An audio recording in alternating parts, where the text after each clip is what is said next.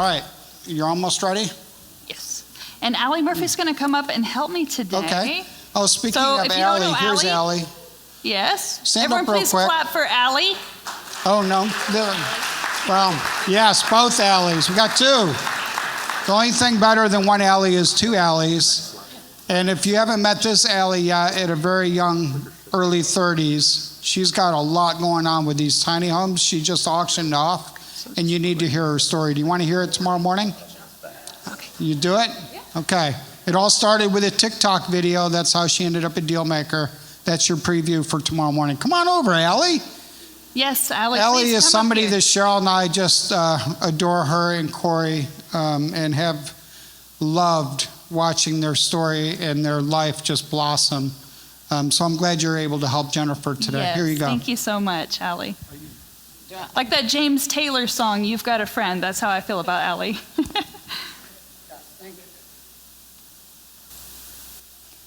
Okay, guys, so today we're going to be discussing outbound marketing and objection busters. So, as you all know, the process to profitability has changed in the last year. Kyle Murphy, are you in this room, or did you avoid it? Kyle, tell me, what are some things that we were discussing in the hall? I want to make this interactive, guys. It's the end of the day, and I want to be engaging. So please, I'm going to be calling on some of you. Kyle, tell me about some of the things that you were discussing in the hall that have changed in terms of profitability for you and your business. Not about my chickens, although I do enjoy my chickens.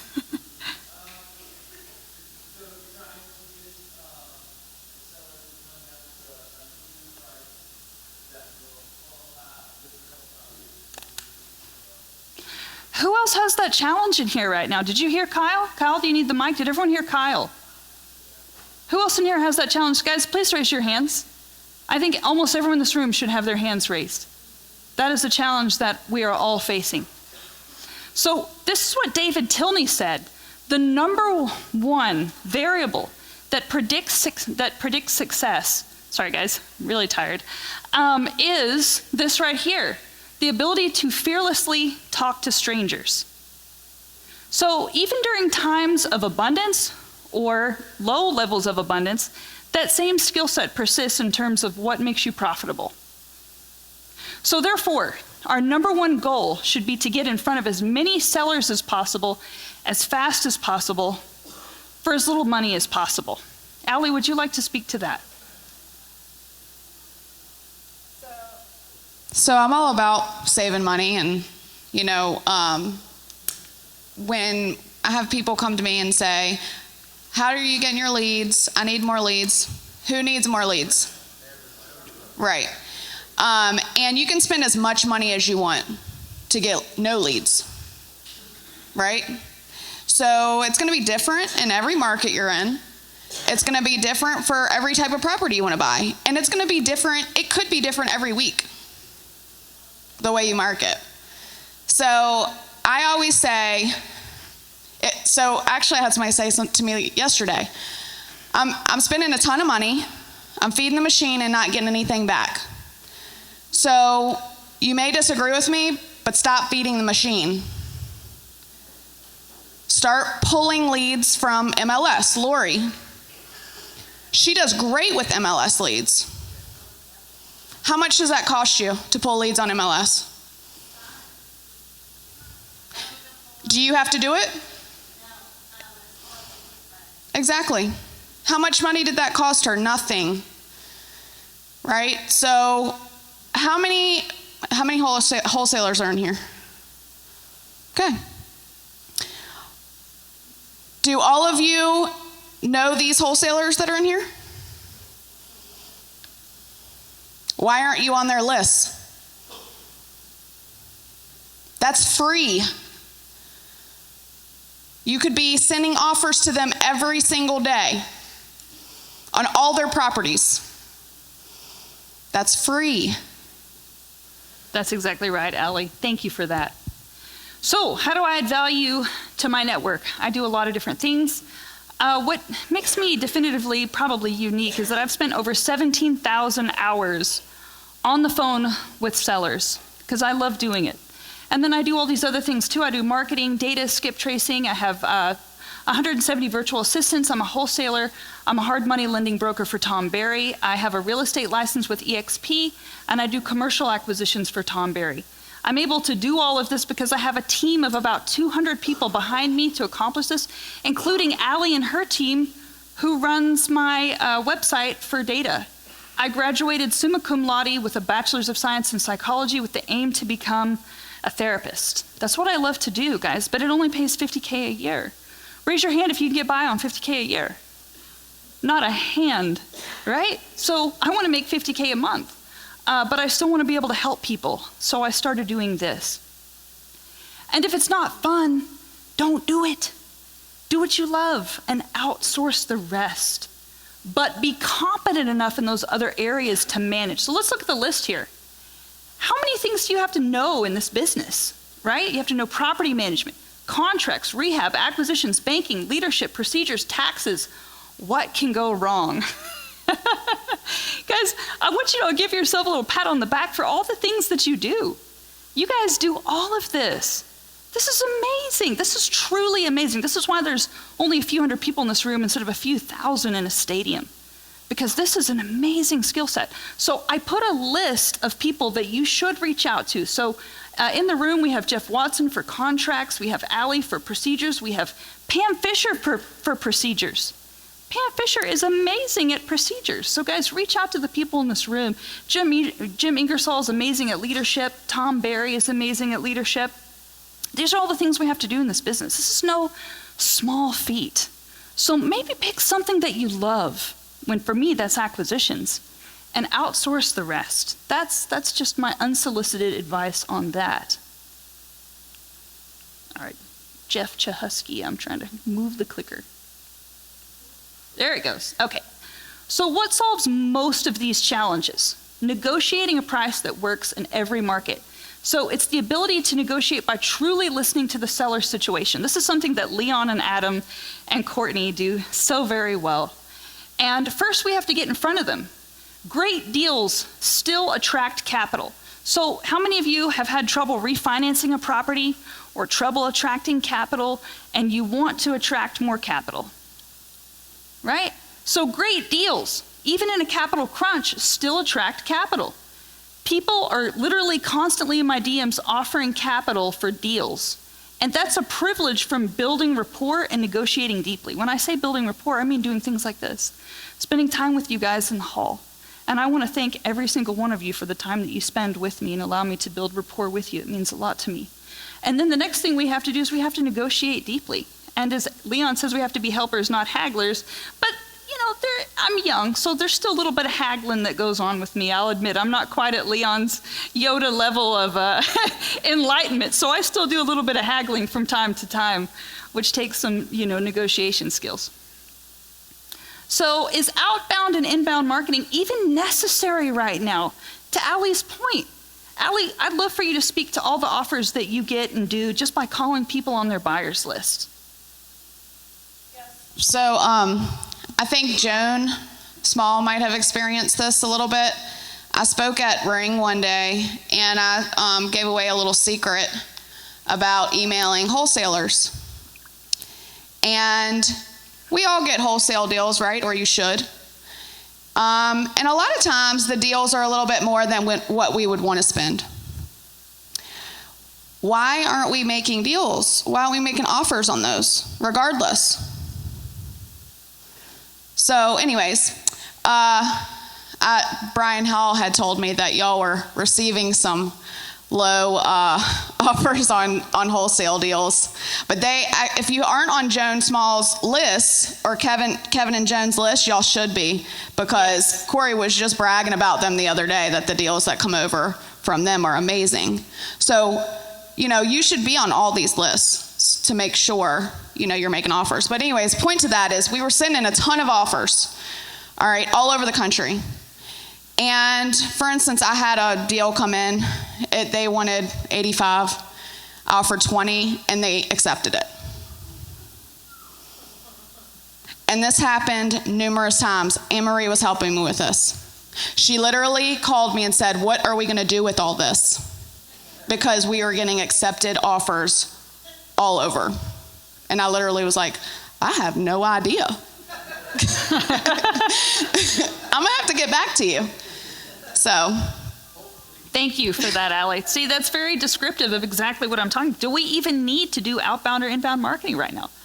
Well, that depends. You know, whenever you're calling your buyers list, here's just a script, because this is what I do, guys. I do the calling, I do the scripts. It just be like, hey, Bob, this is Jennifer. Hey, you know, I know that we sold you that property on 123 Smith Street. Just want to see how's that working out for you. The tenant's doing well? Is it profitable for you?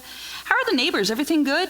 Hey, you know, just wanted to reach out and see, do you by chance have any properties that you may want to sell and add to your liquidity? So allow them to save face. Don't be like, hey, dude, you broke?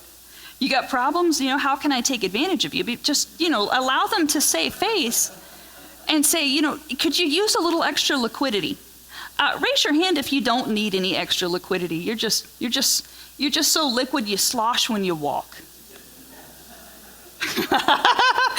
So most of us wouldn't mind selling a property or two to get some liquidity. Okay, so that's the script that I use. Everybody in this room right now, like I said, knows someone in trouble or upside down on a rental, and that sucks, guys. Most of us have been there. It's a tough place to be. You're not sleeping very well. So help a brother out and call your buyers list and see, you know, how can we help you today? All right, so most of you guys know this. Allie, if you'd love to speak to this, you know, Allie's never seen these slides before. She's just seriously helping me out on the fly, which is awesome. Allie, as you read that, what comes to mind?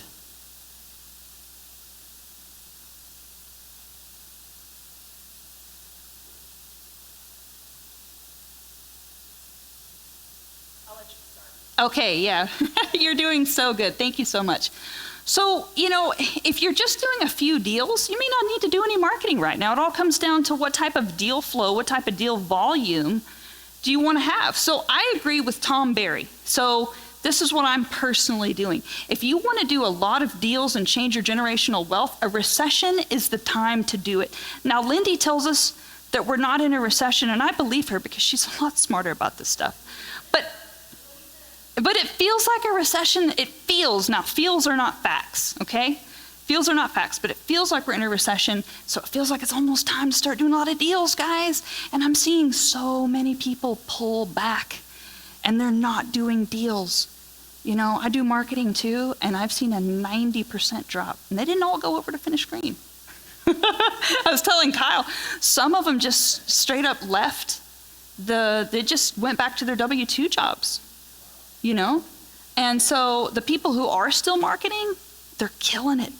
Kind of like in Forrest Gump, whenever he was the last boat left and then he became the shrimp boat billionaire. Well, those are the people who are marketing right now. They're kind of killing it.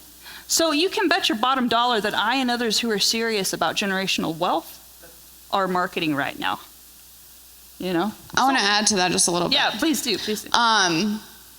So probably about 6 months ago, when we started valuing properties, we would buy at normally 70%. And because things were kind of like a little weird, we weren't really sure what was going on, we dropped it to 65%. And then we dropped it to 60%. Because when you're buying properties and you're not spending your own money and you have to go to a lender, you want them to definitely say yes at a 60%, right? They might not at 70 because the market's a little, we're just unsure right now. And to keep you safe and your lender safe, I would definitely make sure your numbers are accurate. And I was talking about making offers to wholesalers. I'm not saying to just send out offers that are crap, because we're all in this to make money. Right. So make sure when you are making offers that they make sense for everyone, because you want those wholesalers to also want to work with you. Well said, Allie. So what is inbound, what is outbound? We should all know this, but I just want to make sure we're covering everybody's base.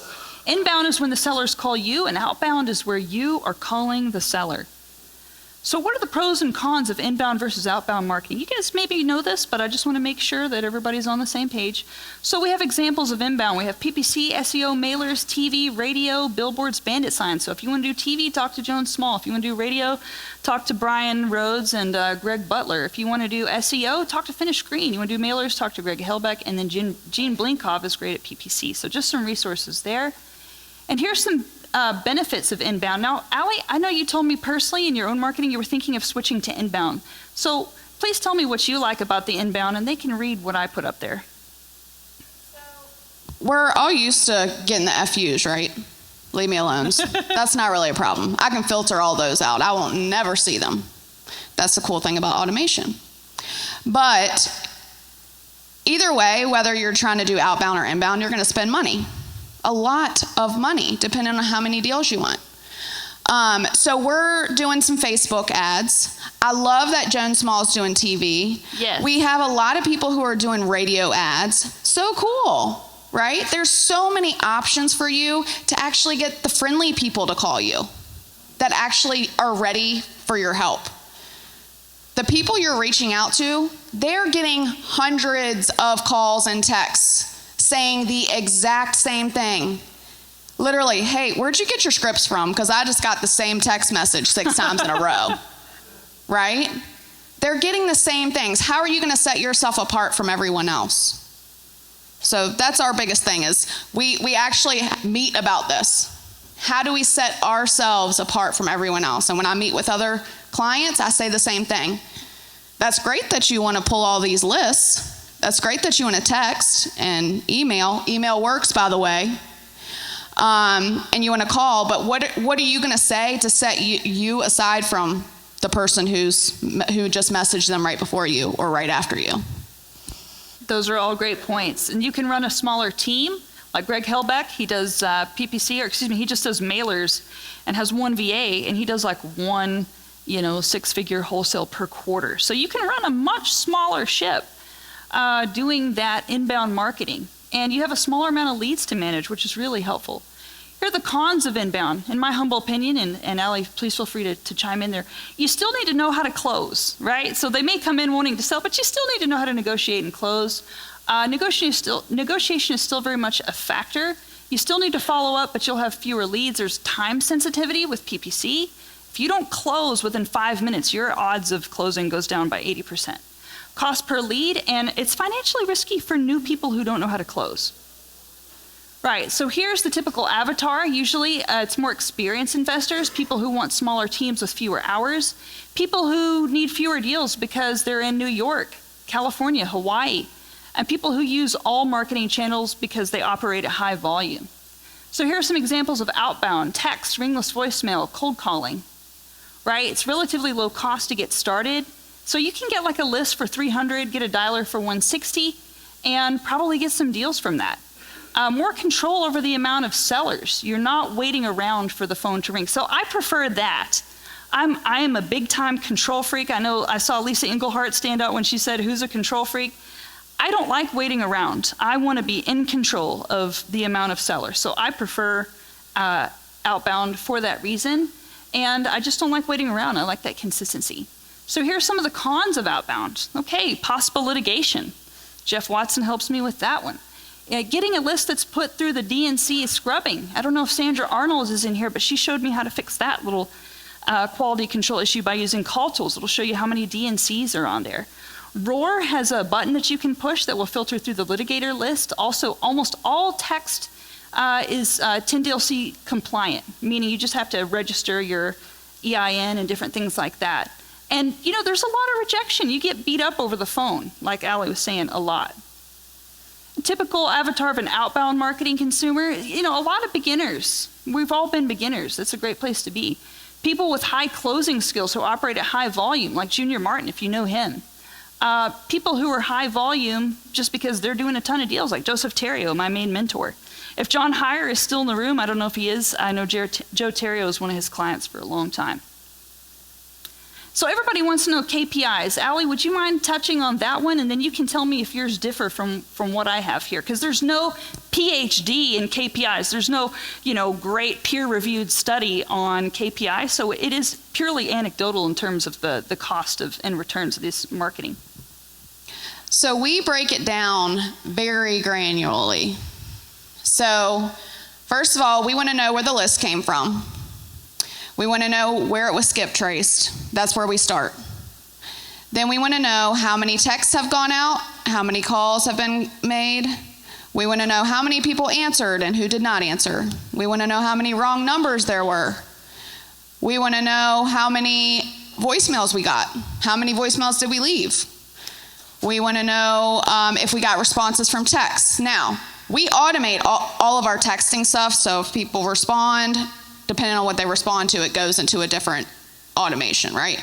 But as far as calling goes, and the CRM actually tracks every step of that. You don't have to break it down that much, but I want to know because data does this all the time. You can have a good list from one source last week and terrible this week. Absolutely. So you just have to pay attention to that, and that's how you do it. So you're not wasting your money on lists that just aren't working right now. PropStream 3 months ago was amazing. Right now, it's just no good. That's just how it works. So if you won't know that unless you're keeping track of your lists and your leads, where they're coming from and where they're being skipped, because you could be getting them from a really good source, but your skip trace sucks. So that's how you track that. And my skip tracing never sucks, right, Lisa Englehart? So sometimes the quality of the data does kind of go up and down, guys, just like she says. And sometimes I don't know until after I've passed out a list. So if you ever get a bad list, guys, let me know, and I will make it right. So that it does happen. So resources other than my own companies. So we have text, we have Launch Control, Lead Sherpa. You guys can read these multiple line dialers. We have Call Tools, Mojo Dialer. Single line dialers, we have Smartphone, Call Room, Ring Central. For RVM, we have Roar, Slide Broadcast. And then list sources, you list source, PropStream, Kind. Those are just a few. So how can you utilize artificial intelligence? Anyone in here a little bit scared of artificial intelligence taking your job? Maybe not if you're a landlord. But I want to know, how can I stay ahead of it? So let's leverage it versus being obsolete. Do we want to be like, the phone jacks collecting cobwebs in our rentals? So here are some threats to our profitability. We have AI and we have government regulation. So let's leverage, right? As Daniel Clayman says, build your FU wall against AI by having as many properties as possible. So here are some of the AI tools that we use now. CallRail can can listen to a call and tell you if the AFACT was negative or positive, which is really powerful. Bard by Google has 90% accuracy with coming up with rehab costs in areas if you're doing virtual wholesaling. So I started using this instead of PropStream for that. Here's the prompt: zip codes with the highest crime rate. So find low crime rates where prices are low. Looking at violent crimes, what are the top zip codes with the lowest crime rates in Dallas with the median home price below $500,000? So that's a good criteria to know where you might want to wholesale. So here's the results that it came up with in about 2 seconds. So that's one way. And then you guys can read that. So I would choose Bard. And then if anyone needs these slides, just find me on Facebook, Jennifer Steward, and I will send you these slides, no problem. All right, so like I said, I use it to replace PropStream. And then also, here's just an AI mention. You might want to take a picture of that. Some of my data clients use it because it sends out texts with really strong AI, and it changes the script automatically, which is really nice. I've never used it personally, so I don't want to endorse it necessarily, but a lot of my data clients have liked that. Yeah. So now that we're in front of them, what do we say? What if they're not nice or won't come down on price, right?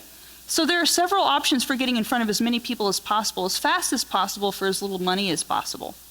So here are the objection busters, guys. This is where the gold is, right? This is what I do all day, every day. So I feel like we have a holy mission of rejection. What do I mean by that? I think Leon would agree with this. People are praying for our help. And Adam would agree with that. People are praying for our help. Therefore, we have a holy mission to be rejected, guys. It doesn't feel good. Before every shift, I pray that God sends me to the right people who need my help. And that's serious. I'm not just saying that to be crowd pleasing. I do that before every single shift. It's really important for your mindset to make sure you're on the right path. So I know that's kind of hard to read, guys. Whenever I made it on my computer, it looked great. But what it's basically saying is that it's going to hurt. It's going to hurt whenever you get rejected. If it stops hurting, that means you're not going to get better. We get better because things hurt. If you're taking punches in the ring, you get better because those punches hurt. So if rejection stops bothering you, that means you've stopped caring. So you want the rejection to bother you so that you continue to get better. And here's a video of, this is not dramatized. This is a lady that I spoke with who said that she had been praying for someone like me to call her. I was doing acquisitions for a sheriff out of Arkansas. This is in 2021. And I used to videotape, some of my calls. And I want you guys to hear what she said. Oh, we don't have sound.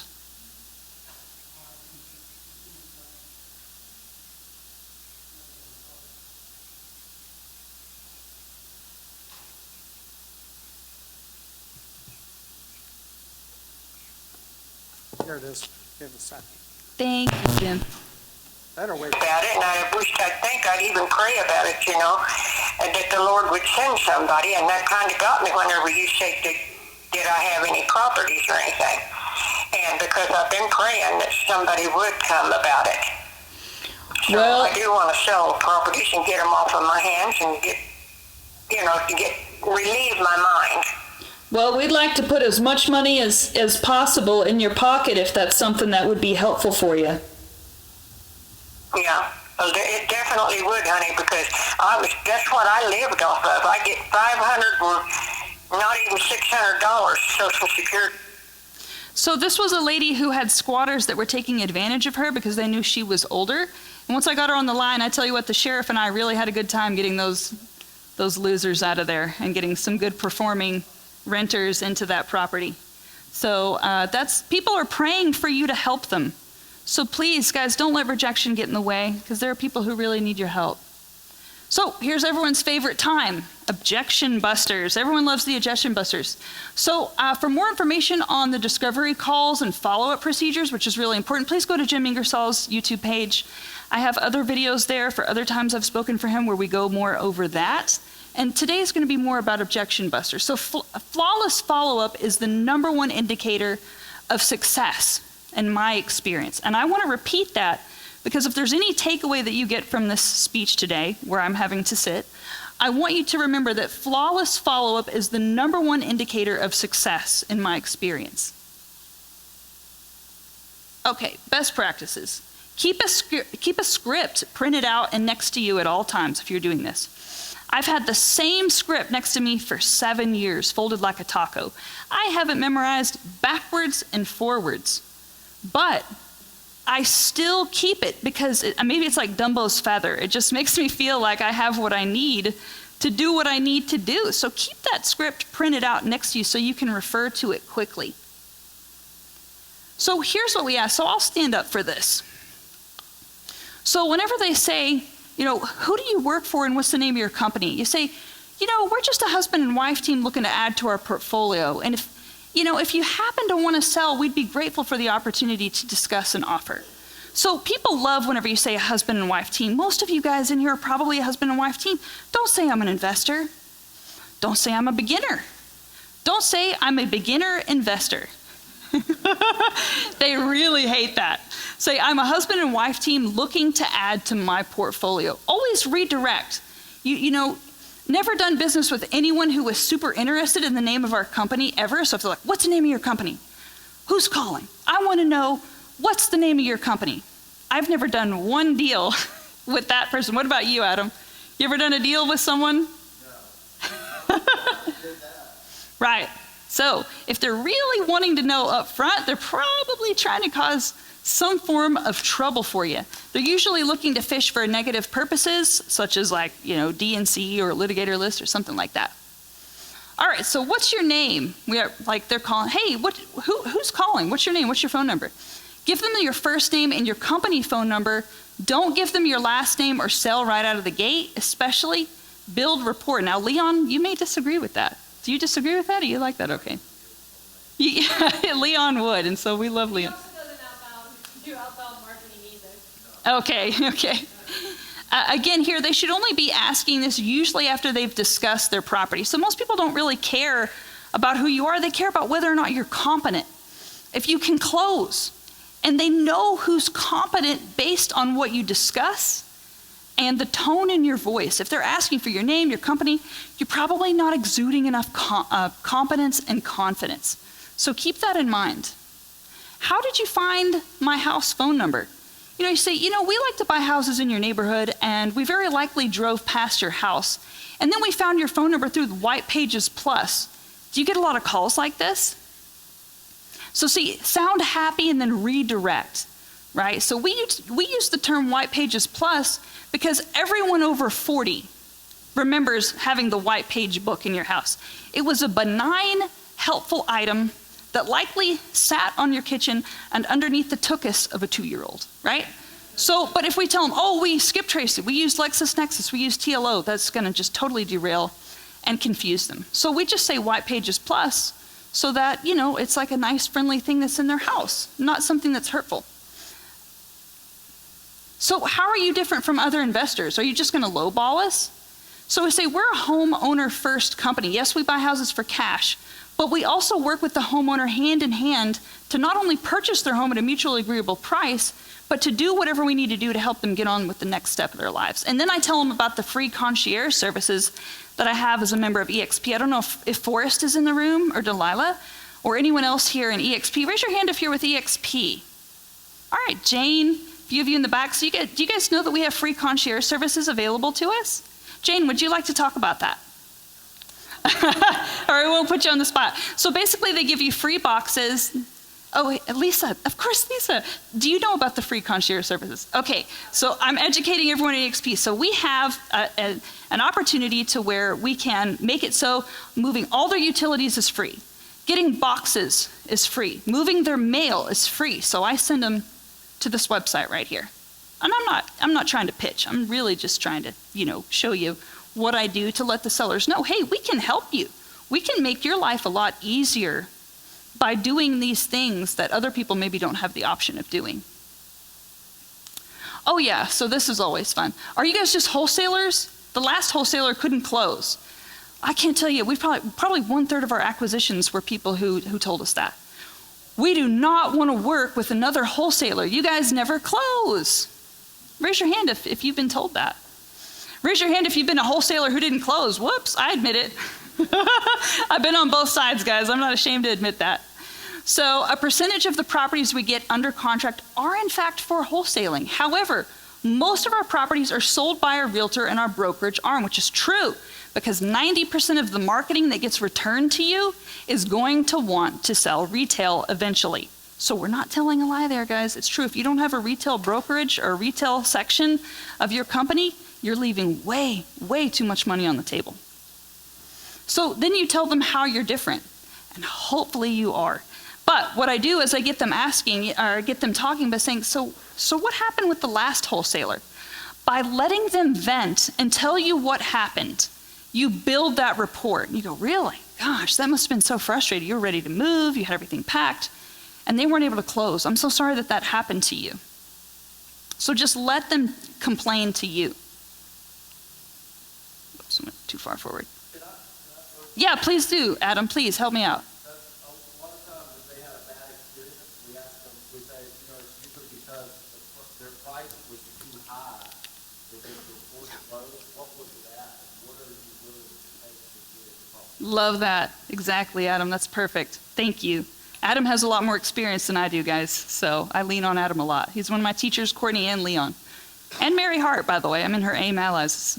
I didn't know how to use a trust until she came along. And so when Jeff was teaching, I was almost literate. It wasn't totally over my head, thanks to Mary. So how do you guys come up with your offers? I get a ton of lowball offers. I say, great question. We use a market-based approach just like a realtor. So Allie, take this one over for me, hon. Tell me, what do you and Corey say whenever they ask you, how do you come up with your offers? Corey's really good at this because he's an appraiser. So he basically says we pull the comparables in your area and the market tells us what it's worth, and then he kind of explains how, he's our closer. He kind of explains how, maybe like the things that might need to be done, and. Here we go, Corey. I've been waiting for this. Allie, don't let me miss this opportunity. Yeah, please don't. What do you go say? for it. Well, I guess the first thing we say is, what do you want for your property? And then we just go backwards from there and see if the property's actually worth that. And see if we can structure something to make it work. What if they say, I don't know, or I got a check, or? Well, I don't like to just throw blind offers out. Okay. You know, it's, I always come back and say, you must have a range in mind. But that's just me. That's good. That's works for all me. good, guys. That's We use ballpark. I'm not trying What's to your take over ballpark? their session. There's no one way to skin a cat here, and we can all learn from each other. So always redirect to something positive. But our top priority is to put as much money in your pocket as possible to make this mutually beneficial, right? Which I know Leon and Adam, they do very well. So this is the thing that I notice most people miss, and maybe this is the reason why I'm here on stage today that Jim knows and why Jim lets me come up here, is because the best skill set I think you can have in life in general is hearing what people aren't telling you. And that's what I'm particularly specialized in because of my degree and my experience. So cats have the best hearing in all land animals because their prey is very small. Cats can hear better than dogs because they have to listen for mice. So we need to hear like a cat whenever it comes to these sellers and what they're telling us. Let me show you some examples of that. Some case studies. Jeff Chahusky coached me in that I need case studies. I have to say, I do not have good hearing. In fact, I can only hear out of one ear. But I can tell you what, I can hear a mouse crawl across the floor. That's great. And you can't hear very well if your own agenda is too loud. If your own agenda is too loud, guys, you cannot hear them when you're desperate. You cannot hear them. So here's a case example. I had a closer who only heard the fact that this lady was like, oh, I need this price. I'm only going to go with retail price or I'm not going to sell. And he's like, well, I'm sorry, we're not going to be able to meet you. I was doing quality control and I said, that lady said that her furnace was green and that the roof was at the end of its lifespan. Now, if you've done thousands of calls like I have, people who just want price do not tell you that their roof is at the end of the lifespan and that their furnace is green. She was telling us something there, even though she was insisting on retail price. She was trying to save face, guys. And I listened to that call and I said, you need to call her back. And, you know, they don't like me being the boss as a lady. I'm just going to say, you know, my team of dudes are like, no. I'm not going to call him back. I'm like, please, just call him back. Just call her back. So he did, and apparently she hadn't been without heat. She had been without heat all winter with her daughter. She was desperate to sell, guys, and he didn't hear that because of his own agenda. Our acquisition managers, they're not always visionaries, guys. They're there to make a paycheck, and there's nothing wrong with that, right? But we as the business owners, we need to be more like visionaries. We need to hear past our own agendas, and we need to be the eyes and ears for our team because they can't see past their own agendas sometimes. So, like I said, my closer, they hung up because they said they wanted retail. So whenever people call you a bottom feeder, but they're staying on the line. Okay, so Adam, I know you'll be able to relate to this. This person's like, you're a bottom feeder, you guys are just bottom feeders. So what that told me was, now a lot of people just hang up. Oh, this lady, she's a gripe.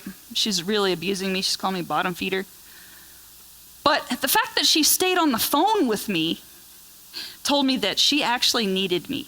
Because if they're just really trying to cuss you out and call you a bottom feeder, they'll just hang up. But if they're staying on the line, what they want you to do is to prove them wrong. Why are you not a bottom feeder? So basically I had to say to her, and you can read it up there, hey, it sounds like you've been getting a lot of offers that maybe weren't working for you. And it means that they probably need a creative solution. Just that's what I was hearing. Because if everyone's a bottom feeder, that means that she needs to sell for a higher price than most people can afford it. And that's what I mean by ears like a cat. I want you guys to hear stuff like that whenever they're talking. Get out of the way of your own agenda and hear what they're really telling you. Not with their words, but the time, the tone inflection, and all these different things. So tactfully handling the bottom feeding call, right? What do they really need to sell? There was no equity, lots of repairs, tax liens. That's why we're the bottom feeders, even though they have tax liens and all these problems, right? They're gonna blame it on us. Everyone projects, right? I think we all do that in weak moments, including myself. All right. So for the sake of time, we're going to skip negotiation. So see Tom Olson's video of his last event for extensive negotiation training, which I did. And then I wanted to make time for audience objection busters. We have 6 minutes left. I'd like you guys to tell me some objection busters that maybe you had this week, and I'll see if I can come up with a decent response. Now, no one's ever stumped me yet, and I'm hoping it happens today on my 2 hours of sleep here. Who has some objections that they have had trouble Who's had something a seller has told getting you over? that's difficult to respond to, where you just like go silent or sort of fumble over your words? Hey, Lori. I had one at the lunch break, and I don't negotiate with sellers very often. He's an older gentleman, and he just said, you know, I don't have a price. I got to think about it. Give me 3 weeks, and I'll call you back. And it happened so quickly, I was like, okay, talk to you later. But I'm just wondering, you know, how do you speed someone up to tell you, you know, what they're thinking?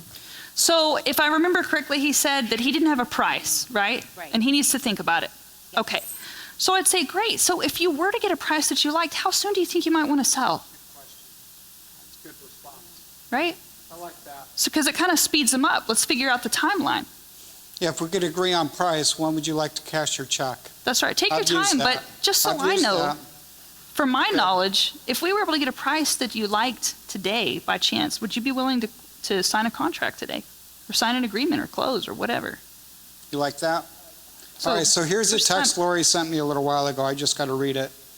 Said, deal maker just made me money. I just made a deal today. And Alicia just saved me so much money on Airbnb with the situation I had. Deal maker is amazing. Yeah, go Alicia. Paraphrased a little. All right, who had the other question back here? Thanks for letting me share that, Lori. I know you didn't want me to, probably, but. So you got a seller that says it's tax assessed for. Zillow says. Right, they say, okay, fantastic. So whenever you look at properties yourself, if you were to buy a property, would you go based on tax assessment? Would your realtor go based on tax assessment? I'm just curious, why is that a valuable number to you? I know it's valuable to the tax assessor, but I'm curious, with all the other market variables, what is it about tax assessment that really sticks out for you? So you put them on the spot, right? Let them define why that's a meaningful category for them. A lot of your tactics sound like out of Chris Voss, correct? You know, Chris Voss I discovered much later, and you know what I love about Chris Voss? Chris Voss validated all the things that I had come up with mostly on my own through experience. And I'm not saying that to toot my own horn. I'm just saying, thank God I have enough experience to where Chris Voss and I agree. Just like some of my teachers said, oh, you shouldn't spend so much time on the repairs. I can't tell you how many bosses I had whenever I was an acquisitions manager. It was like, you spend too much time on the phone, Jen. I said, no, I don't.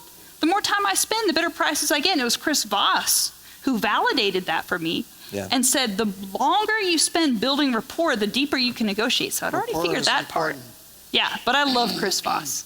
Who else? He keeps me sharp. Sean, how about you? You ever have sellers say something this sort of, you're doing a lot of deals. Sean Hey, might be Jim, like I tried to get Sean to speak. He's like Yeah. I mean, he's become a friend of mine. I know like the extensive amount of deals this guy's doing. You ever been stumped or stumbled a little? Nothing comes to mind. All right. I've 100 times, but 100 times, but nothing you can think of. Right. All right, got it. Well, you guys Friends think put about friends it. on the spot. I want to make a point really quick too. All right. I am not a closer. I probably could be if I practiced a lot. And I have closed deals. is. I'm just not a great closer because the closer. he is the closer. Because when somebody tells me, no, I'm not one to sell, this is me. Okay, no problem. Have a good day. I'm not going to argue because I'm like, they don't need me right now. So my point to that is you need to find somebody.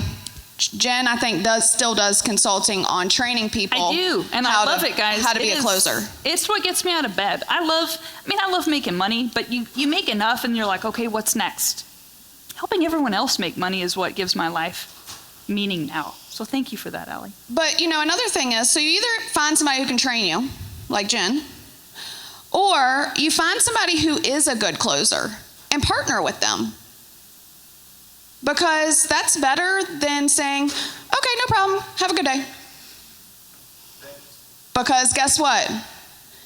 The next person who calls and can talk to them like that, they're the ones that are going to close that deal, not you, obviously, right? You can follow up 100 times and continue to say the same thing, and you're not going to get that deal because someone else is going to take the time and dig deeper, right? So if you can't do that, like me, I don't like to go super deep with anyone.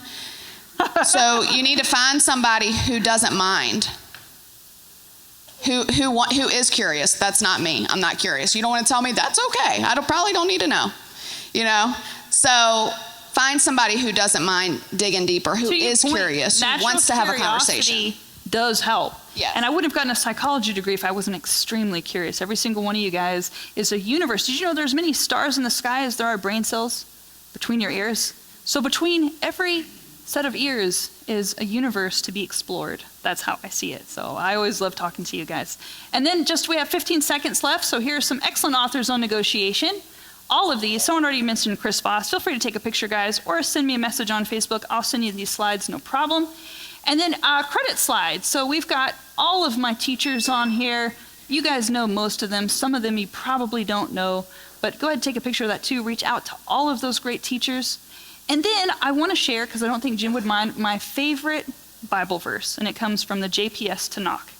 Okay, it's Hosea 14:4. And I shared this at Tom's event, Alicia, you maybe remember. And Antonio. Nor ever again will we call our handiwork our God, since in you alone orphans find pity. So whenever I'm in a high place in life, I remember that I have in times been the orphan who was helped, and my handiwork cannot be my God, because I couldn't do anything without him. So we cannot make our handiwork and the work that we do our false idol, right? Amen? Thank you, Paul. All right, guys, that's it. Thank you so much.